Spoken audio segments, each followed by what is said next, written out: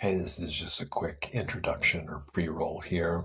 This interview just recorded with Stephanie, and I apologize kind of for my off the hip questions and just how I came off. No excuse, really. It's not that bad. I just feel that wasn't completely on my game. No excuse, even though I was having this weird kind of agitation um, to the day today. And I will just say kind of the things that I spoke loosely about, just take with a grain of salt, use them as starting points for your own research, not as some kind of definitive something or another. And they seem to be kind of more black and white, all or nothing statements, maybe out of irritation and generalities. So just please forgive me on that. And just take it with a grain of salt. Like I said, there's also a little confusion on Stephanie's part because of my camera. I wasn't looking into the camera. I was looking into her face on my screen, and there's a little bit of offset there. So don't let that be too distracting, please. All right.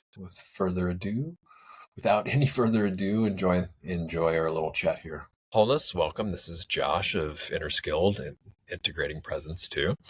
And today I have Stephanie Trager with me. Stephanie, what's going on?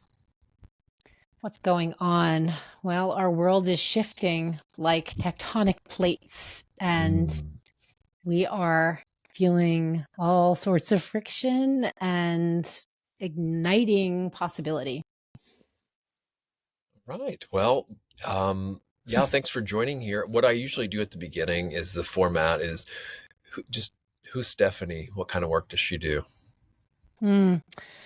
I always ask this question every day. I do. I ask myself who I am every day because it's the work I do is around shifting identities and releasing distorted programs and identities that are clouding who we really are as beings, as humans, as hearts and souls. And so, yeah, I today I am today I am a soul in a human body experiencing the energy of transition. So I have a transformational coaching practice and also am a medicine woman. So do a lot of work in the liminal realms and have since I was a baby. Um, so when a dear friend transitioned from this earth yesterday, and so really being in this liminal, noticing the liminal space that I'm in right now is such a teacher. So that's who I am today, being in this liminal space and being taught. Yeah, it's the matter of life and death. It's one of utmost importance. Might as well just since you're there, kind of, so to speak. Why don't we just jump in that end? Yeah. Uh, and I think that's relevant right now. How do you view this great notion of life and death?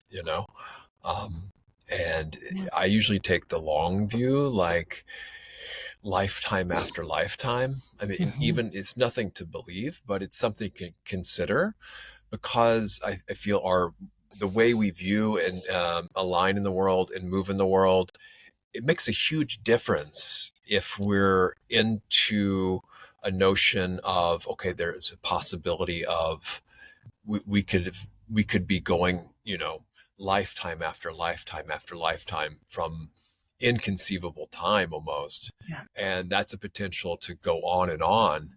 And is that something that um, that's really, if that's a consideration, then it could potentially change, yeah, how we see and move in the world. So, yeah, just get a bead on what your views are with this. Yeah. Yeah. Thank you for presencing this. Opening the space to talk about it because I think so few people really spend a lot of time embracing, not just talking about and thinking about and contemplating, but really embracing what is death and how do we die consciously and how does that affect living consciously. When I was 17 months old, I had an accident. I burned my feet and my feet were burned and I experienced a death. I died. I remember dying and I don't remember dying. I remember being on in this other space and choosing to be in this world, to come back. And so when I was very young, from the time I was very young, I was experiencing that liminal space of death, of people who've transitioned, and the phases of that, and spent a long time in my youth really not knowing how to work with this or be in that experience. So it was very challenging. And so I'd say this kind of side story of my life. Most people don't really know this, though I have been on a journey of seeking to understand what this was. How do I live and evolve into being this person who is multidimensional, interdimensional. And so my belief or understanding might be different than others. And again, I think that we all have our own truth. We all get to have our own truth about reality. And my experience is that there is, it's such a sacred portal, and there are stages and dimensions beyond this dimension. And it's not like here, not here. There's so many more dimensions to souls and to the transition, to the journey of being a soul. So being in a soul in a human body, experiencing nature and the cosmos through this lived intellectual, emotional experience, physical experience, is one fractal of the whole. So you don't have, you just have this one traumatic experience. You don't have recall of other lives beyond that, Oh yeah, right? I do. Yeah, I do. Oh, you do? Okay, Yeah, okay. And yeah. so I would just, my view on this is the one commonality we have is that this is all fleeting. There is no unchanging essence, everything that is subject to arise is subject to pass away. And that creates an instability that cannot provide lasting satisfaction. Mm. And so anything like that, it's kind of a contradiction to say that nothing is worth claiming as this is me, this is mine, this is who I am, this is myself, I'm made of this, because that, I feel that's only going to cause, this attachment, unhealthy attachment to things that are not going to ultimately be of contentful and satisfying. So yeah, I know I don't want to be like a Buddhist bummer here, but but I actually don't have these past life recalls. I just can kind of see in this lifetime. Now the unseen, that's a whole nother thing that I don't think I need to get into any kind of personal experience here, quote unquote, or lack thereof. But I guess what I'm getting at here is, yeah, what do you see with this whole mass of suffering? And maybe that's too strong of a word, stress and Mm. unsatisfactoriness in life. And Mm. yeah, how do you deal with this? Because to me, um, the fact that we're born is meaning that we're going to die, and this cycle seems to go on and on and on. It has gone on and on and on. And if there is, sorry, this is a little bit deep now, but if there is, if this is eternal, which I think is kind of an extreme, what if I want to get off this cycle? This endless cycle, and I can't because it's eternal. So that's where I butt my head up against the wall of this extreme of eternalism. I know that the nihilistic other extreme is not, obviously it's not helpful. We can kind of see that, except for when we want to get out of things, then it seems like it would be great to have things annihilated, right? The things that we don't want. But this Mm. notion that it goes on and on forever, to me, that's also terrifying and kind of a trap. I have a totally different perspective. I have a totally different perspective. And I think everything that we experience as humans now in this, my awareness is that everything is a story. We're making meaning with the best tools we have, right? With teachings from ancient teachings, for all the teachings, and then our own lived experience. And I feel that for me, just on the topic of death and dying and this soul journey, based on my experience, and that's all I really have. And then, of course, all the wisdoms I'm consuming from ancient histories to there's so many versions, right? And so we are making our meaning and our story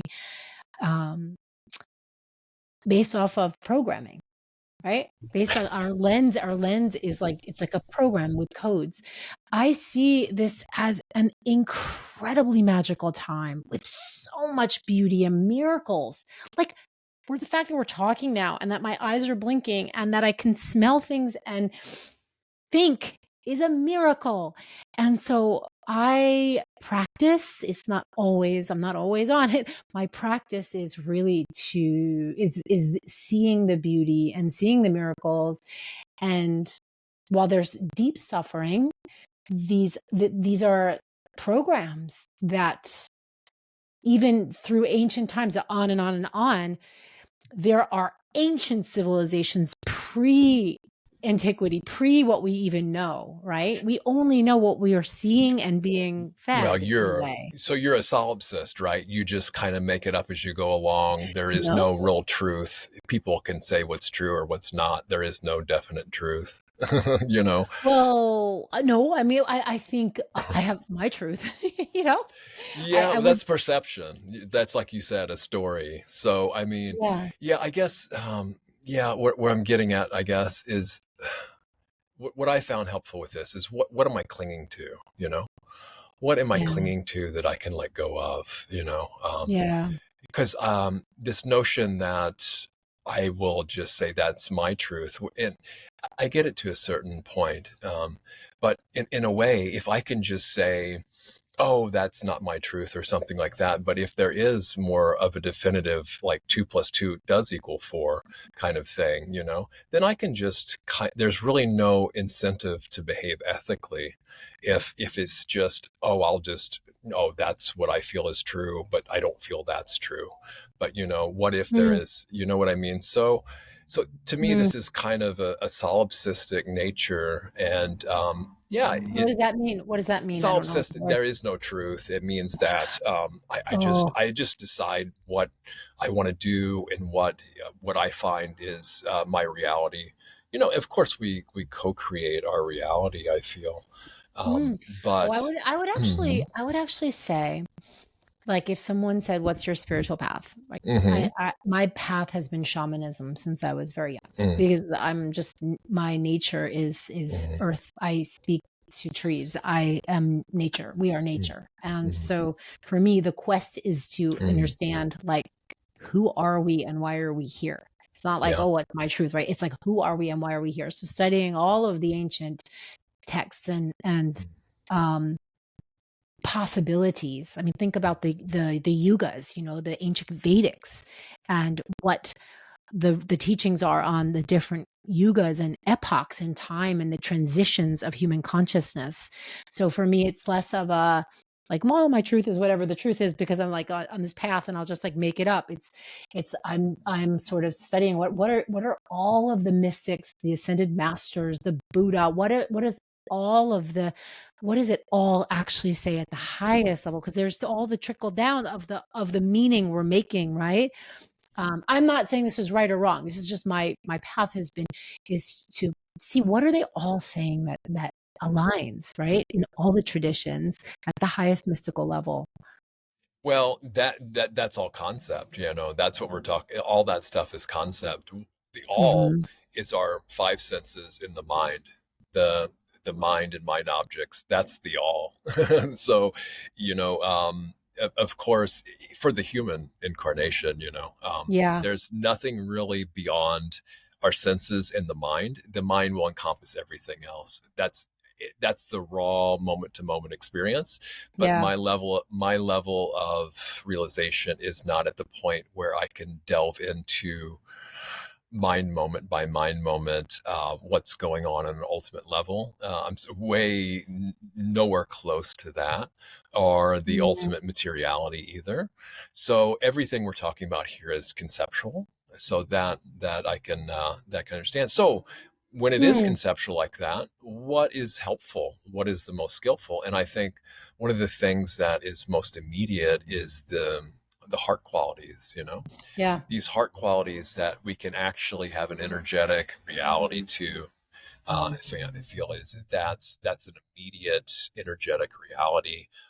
Yes, I Mm, love metaphysics and higher minded concepts, but at the end of the day, until I can see and realize ultimate reality, these are all just concepts. Some of them are more yeah. helpful than others, Yeah. but some of them actually, I think, can detract from what's actually wise and skillful in whatever this is. Mm. Yeah, I think I like that you brought it to the heart. Um, Everything is a concept unless it's embodied anyway, including teachings of the heart, including teachings, right, of any teachings are all conceptual until they're embodied. So the practice, I think the practice is like what is we all might have a different practice. And I'm sure there's like overlaps, right? The practice is discerning, I feel like. I wonder if you agree? Like it's discernment on, am I is this intellect am I intellectualizing these concepts, or am I living in the embodiment? As we live in the embodiment, we experience the truth of that reality that was once conceptual, right? So, which came first, the concept or embodiment? Well, discernment is absolutely key. I will agree because there is so much deception in this world, Mm, so much like inauthenticity and yeah. lack of integrity, and people trying to pull things over on people and present themselves as something they're not in order to, for many different reasons. I mean, Mhm. deception usually like is.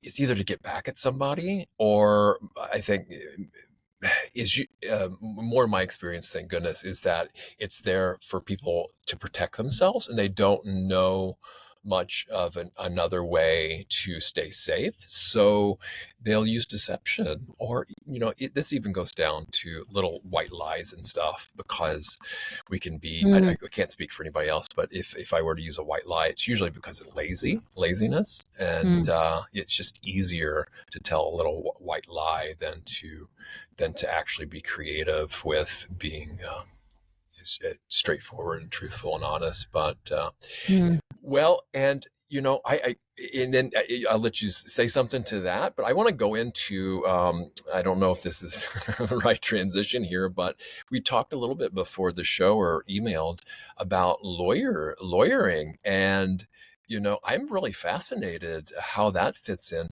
Also, I've just recently heard on this notion of impact investing, and also certain NGOs and nonprofits.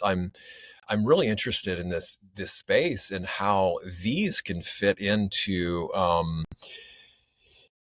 what you're doing, what kind of stuff I'm doing, and then also the opposite of how these things that I just mentioned basically can be perverted and inverted, reversed, and actually used the exact opposite way. So. Mm. There's a lot to say about all of that. Yeah, well, let's say in the 1990s, I fell in love with the ancient redwood trees in California when I moved out there from New York.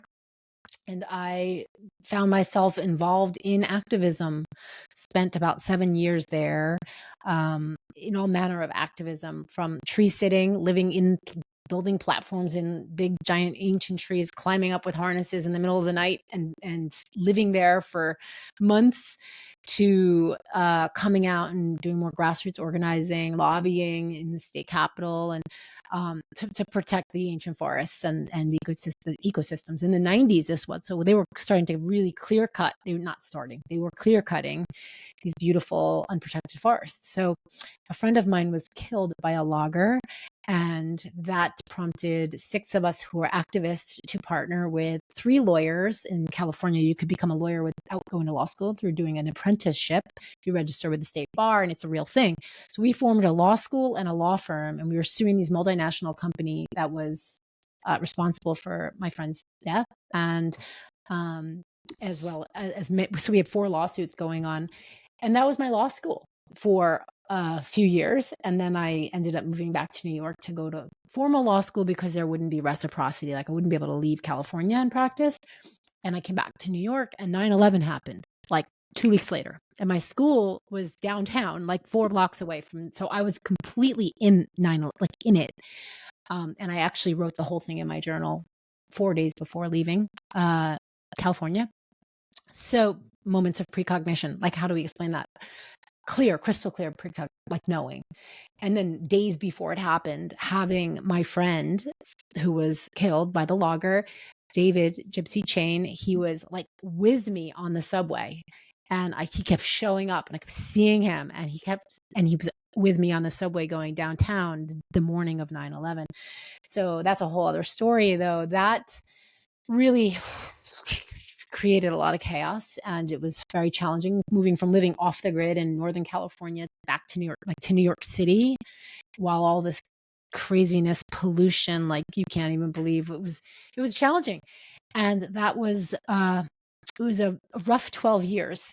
And after a lot of activism, I ended up needing money, needing something. And I was burned out on the activism I did. After law school, went to Brazil and was doing human rights work. And so I ended up in a role in corporate litigation at a big corporate law firm in New York City for a little while. And, it was like a bunch of cognitive dissonance, a lot of tempering of the othering, and real deep, like, why am I here? I don't know. I only really knew after. And there's a long a whole story about what unfolded in that experience. I knew in that moment, like when I was like, what do I do next? I didn't want to fight anymore, like in the activism and the lawyering and the fighting. And certainly didn't want to contribute to harm. What is that? What is the alternative? It's creating, right? So that's when I became a coach, early 2000s, when you still had to teach people what a coach was. And I got to kind of weave in all of the different ways and learnings for transformation that I was experiencing. And yeah, so that was where lawyering came in. And I still have a license, which is somewhat of an identity thing, I think, or who knows what. It comes in handy sometimes for conscious contracts and agreements. Though I don't remember. I think what I wanted to speak to when you just said, the contrary. So throughout the journey, when sustainability in the 2015 from the UN sustainability goals, like once that started coming into the zeitgeist, into corporations, and I was like, oh my God, they need people like us who like really are the real people, And so I got involved in the whole corporate sustainability thing, the conferences, and like what's really going on here. And my impulse was to bring in to see where the gap was in consciousness. It was it's a consciousness thing. It is soft skills. It's not only hard skills. And I saw this like deep gap there, the soft skills of what sustainability is, the consciousness aspect, the leadership. And then from there, it was like, it's not happening. There's so much there was so much greenwashing. It was what we would call it, right? It was just so, it's like the program. You can recreate the program a million ways to look and sound better and signal virtue. And what is the impact? What's actually happening, right? Are we really creating a new world? Is this really what we're choosing? I said, no, I don't really want to do that. So I found this other space that had emerged called around impact investing, which is more, there's institutional impact investing, there's individual and family offices, foundations, smaller scale, on a more, it's not institutional. And this was an area I got involved in, I think, seeing a lot of the consciousness. And also seeing how, as you said, this is such a great way to just circle back here, is how you said, well, if you making up your own truth, then yay, every day you can have your own truth. Essentially that's what everything is. Like, okay, so why is your impact and your belief about climate and all of the problems and things, why is that the truth? That there were problem, solution, problem, solution, problem, solution. It's still a problem solution paradigm based on your definition of what the problem is, whether that is the definition or not. And and and and so I kind of, in my own journey, my spiral, I'm in a place now where I feel even impact is such a weird word, just like sustainability is now. These words become programs in their own way and code new templates of creation, right? Of new roles, of new jobs. And I think where I'm sitting now is, what does a real new world look like? What does it really look like? We're not just like shifting the Legos. These Legos, if they're encoded with this duality of destruction, suffering, and problem solution, I don't see the future that way. I see that there's a big possibility we're missing. Well, when you have problem, reaction, solution, yeah, that's how they control things, do things. When you have all the money that you won't be able to spend or implement in multiple lifetimes, what's left? Power, and clinging to that power and control. And then, you don't really have unlimited resources to basically, try to influence the world according to whatever multiple agendas are, and under the guises, many false different guises I could imagine here, and as it's been talked about by other people and documented and affiliated. So yeah, Mm-hmm. it really comes down to intentionality in the heart, Yeah. and whether somebody, because this notion of these elites, putting trying to offset their karma on somebody else because they say that I love that. people are too Did you mean stupid, carbon? that Did you mean carbon or karma? I love yeah, that. right. Yeah. So it doesn't work like that. It's No. the law of intentionality of karma is, skillful actions with intent have skillful results, and vice versa. And so it Mm, doesn't matter what kind of things they believe in. This is, mm. if they believe in this revelation of the method crap. Sorry, it doesn't matter what they believe in. The truth is still truth, no matter if anybody believes it or not. So this law of intentionality, yeah, they may be able to offset it for a little bit or kick the can down the road, but I don't think they're going to be able to even escape in their transhumanist worlds to offset this. These certain unskillful intentional actions, because consciousness doesn't work the way they want it to work. Mm. But they're probably going to tear down so much of the natural world to build their data centers to, maybe, I mean, this sounds crazy, I know, but to No. build these data centers to, usher in super intelligence. And it's just so ridiculous, at the end of the day. So I wanted to bring this, Yeah. and then, philanthropy. This is a guise a lot of time for really rich people to enact their agendas. Same way with NGOs. And I don't agree with shutting down a lot of these really horrid NGOs, all or nothing, because that's kind of ridiculous, because they do a lot of good, but they're just notorious covers for spooks and infiltration and just all manner of shenanigans. Yeah. That's, again, I just don't understand how these people think they're whatever elite religious things and beliefs they have is going to get them out of, Yeah. the consequences of their intentional actions. So it's okay. They don't have to. You just wait and see. So, yeah. But what I was struck about here was your friend with. I know there was so much. I barely remember this because this is way back when. It seems like now, showing my age. Oh, you These might. redwood trees, and Yeah. is the statute of limitations passed on this? I mean, how did this logger kill your friend? I mean, what the hell is going on here? Yeah, this was 1998, 1997, 1998, 98. And so, he was in the woods one day, and he the so so there was tree sitting, and then there was also this one area that was slated to be completely clear cut had, like, wildlife biologists were actually in the process of whatever the process is of filing for endangered species. Like so it wasn't just activists going wild in the woods doing whatever. There was a network of transformation in effect, right? So there were activists who were on the ground front line trying to halt the logging. You cannot undo killing 3,000-year-old trees and ecosystems, right? So that was happening while lawyers were filing for temporary restraining orders, while wildlife biologists were filing for their things, while people were in at the Capitol lobbying. So you had like this whole thing going on.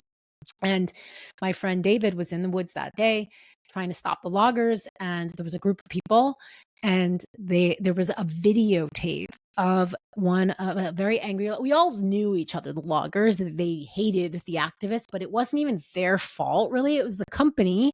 It was a hostile takeover of this company that was like a local, a local family-owned business for decades, and then there was a hostile takeover from a multinational company in the 80s, and a whole junk bond thing like that. There was so much corruption, and they were liquidating their assets, the unprotected ancient redwood trees. And they pitted the loggers against the environmentalists by instead of paying them salary, they paid them per tree, per cut, per whatever board foot of lumber. So they got pissed when they couldn't do their job and pay and feed their family, right? So let's absolve responsibility at the corporate level and put it on the loggers. And so it created violence. There was violence, a lot of violence. In fact, the police, the sheriff's department were basically working for the company. They were like thugs for the company. They swabbed pepper spray in activist eyeballs. This is a case that made it to the Ninth Circuit and the Supreme Court. It was cruel and inhuman punishment. It was a constitutional violation. They literally took cotton Q-tips and swabbed eyeballs with pepper spray for people who were like locked down in lock boxes, blocking logging roads. So it was wartime, and it was actually interesting because the WTO, I'm going on a tangent here, that happened in the 90s as well in Seattle. They hired the sheriff's department from Humboldt County to come and teach them their tactics, literally, for dealing with activists. So David was killed. We had this videotape, and the logger was really angry, and he screamed, "If I had my pistol," and then he said, "This one's coming for you," and it was on videotape. And then he cut the tree. And these guys have been doing this for decades. They know how to angle a tree and where to land it. And it landed on him. So the case was dismissed as an accident.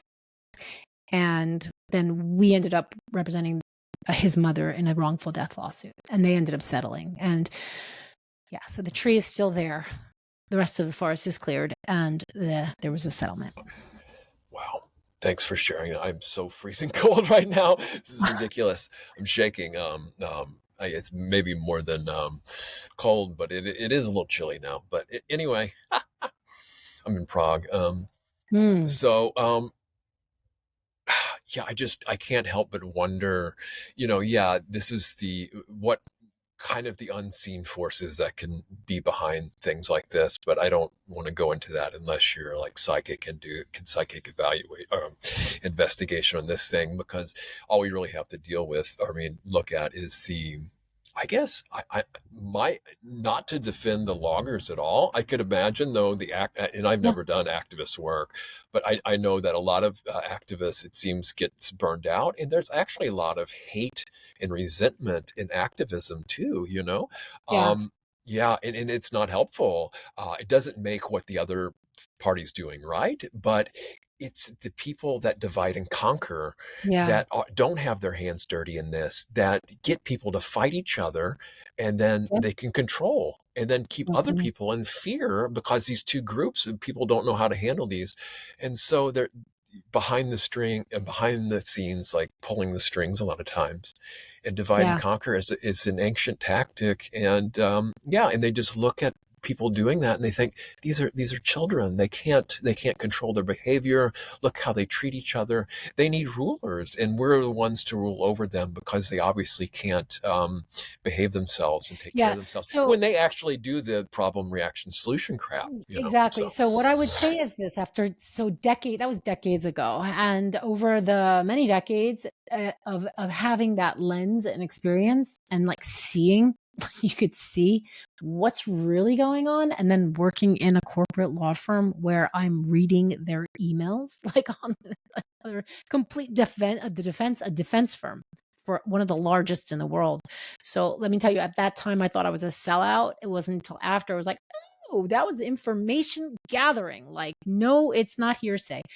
And where I am now in the journey is I I'm on a practice of opting out.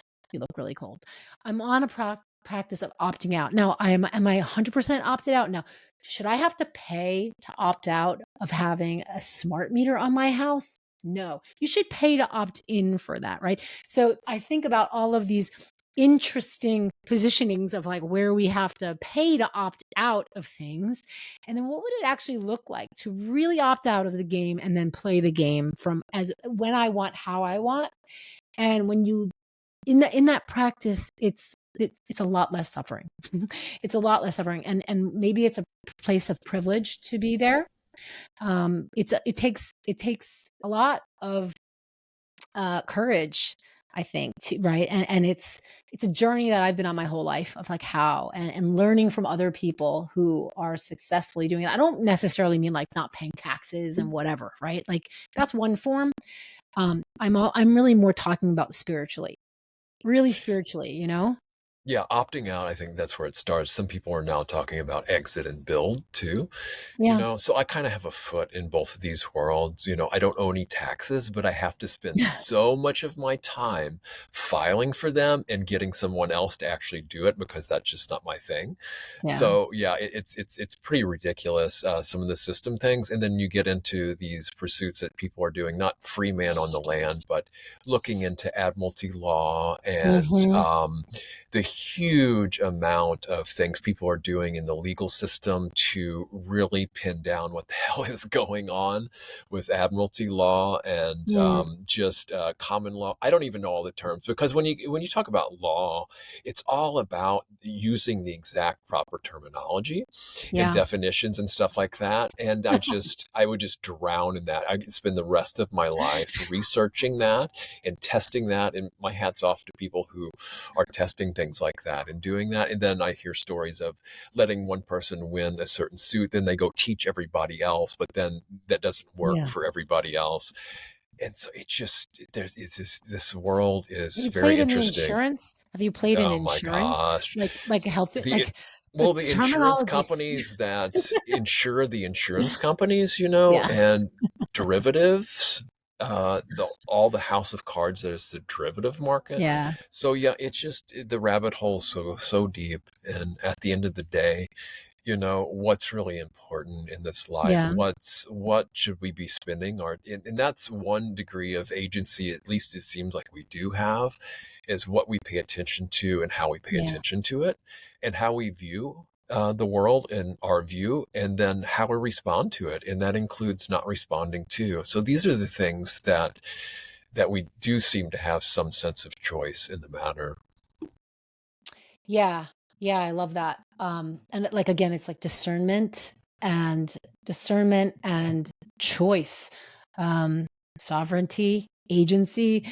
I think this is really the where I'm focusing right now and the work that I feel grateful to do. And I think the more people remember who they really are and shed the identities and programming and roles and all of these titles and things, the more agency comes online, the more agency. And to your point about the activism before of being can be a pretty negative environment. Like I go onto LinkedIn now and I'm sometimes it's like the despair, the problem solution, the pointing fingers, the name calling, the virtue signaling. It's such an interesting, it's just an interesting experiment to go into space, or to be in a place of discernment, and it's not necessarily judging.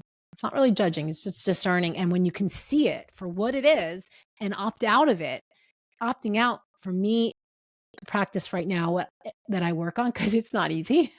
I can easily go back and want to use my intellectual like sword to make the case, because can I make it? I'm good at that. Though my practice and work right now is around, really, when I say opting out, it's even opting out of the judgment. It's like literally just seeing, oh, that's where that is. That's where that is. I'm not there. So that let them play their game. What happens when people play in their little game, they're gonna, and everything's gonna combust. It's gonna combust at some point. And so what can we do to create the new? That's It's that's, a really it's a really good point, because at a certain point I can just look at things and see what the heck's going on, at least on some level, in my mind anyway, in my heart. But really, yeah. should I say much about anything unless I have a solution to it? How Mm-hmm. helpful is it gonna? Yes, we need discernment, we need awareness to see kind of more what's really going on. But at the end of the Mm-hmm. day, am I just going to be one more complaint, one more negative Nancy, I guess? I don't know. I mean, I don't want to be Pollyannish either. Just see things for what they really are. And then what's the best way then to view it and respond to it?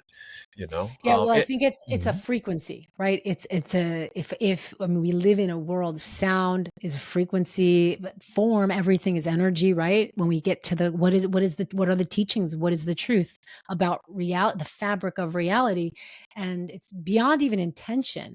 What is the isness of my energy right now? And if I'm in despair, if I'm in shooting bullets and word bullets in a comment somewhere, like, it's not only by contributing to harm, by even sharing my opinion in a virtuous way, what we would consider virtuous, I don't know. It's energetic responsibility. It is, and at the same time, there's sometimes when we do need to speak out, I agree. but like Yeah. how we do it is so important too. That's right. Is it kind? Is it Yeah. helpful? Is it necessary?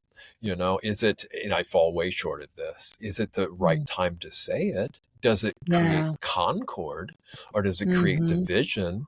And is it truthful? That's the main thing, Is it Yeah. honest? So, these are guidelines that I'm still training on with speech for sure.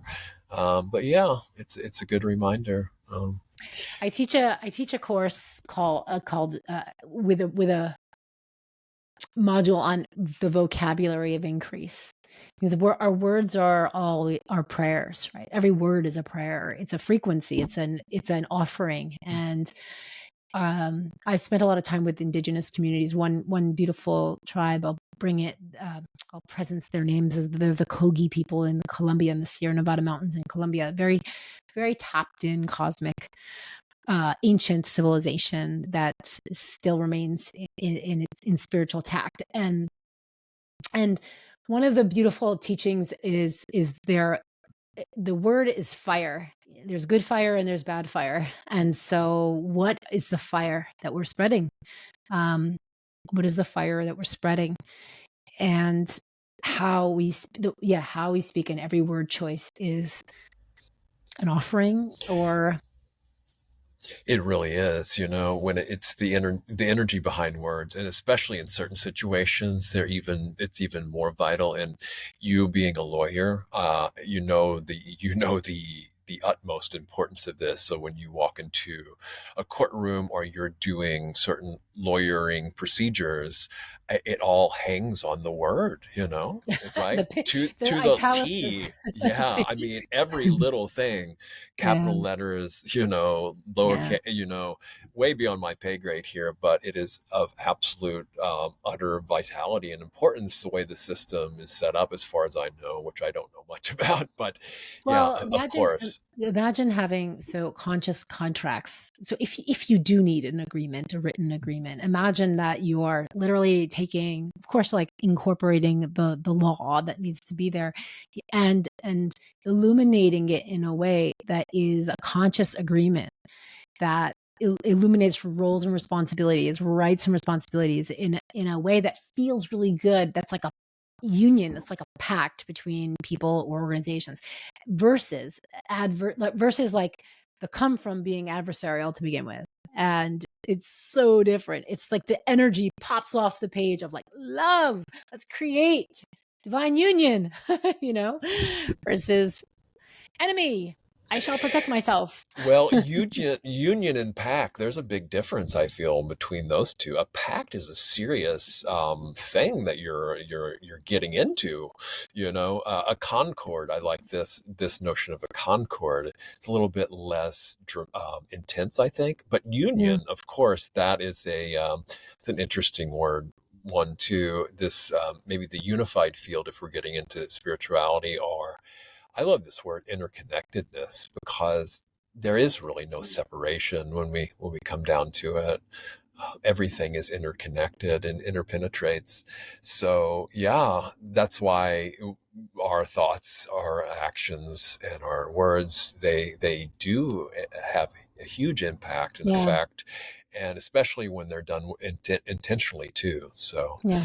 yeah. Well, Stephanie, I think this is a good place to start wrapping up. Yeah. Why don't you tell people how they can get in touch with you, about your coaching work, projects you have going on? You have a podcast too. Anything other irons in the fire you have?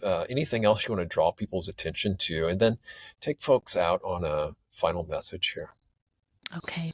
Well, final message I would say before I drop in all my things is, because it's top before I forget, is break down the two syllables of impact. I'm packed. I'm packed. It's like I am permanently, whatever I'm doing, it is a permanent effect. So yes, what is the work? I'm all about conscious influence. We are always influencing our outcomes. We are always influencing either positively, negatively, rarely neutrally, because we are spiraling unconscious programs all the time. So conscious, like focusing on conscious impacts. And I have several courses and offerings around that. And yes, I work with people in various ways, and you can find me at stephanietrager.com. And my podcast is linked there as well. It's called Catalyst Talks Podcast. And we talk about these kinds of things as well. The great transition that we're in as a humanity, as a Gaia, a planet. And what is the impact that we can have this next evolution of ourselves and humanity. Social media at Stephanie Trager. And yeah, I'd say that the one thing that I'm really focusing on right now, and have been sort of this pulsed by, is the notion of wayfinders. Really calling in the wayfinders. I find the people that I typically will work with are wayfinders. So I'm a guide to the wayfinders who are here to bring in our new world. And how do we steward our resources, time, energy, money, focus, ideas, soul, to be the seers of the unseen, and navigate the ship in the direction of our highest potential. Well, beautiful, Stephanie. Thanks for joining me again. And maybe I came a little too hard out of the gate there, but I feel I learned a lot here, and got to connect on many different things. So may Yeah, all thank you. beings, you're welcome. May all beings everywhere realize awakening and be free.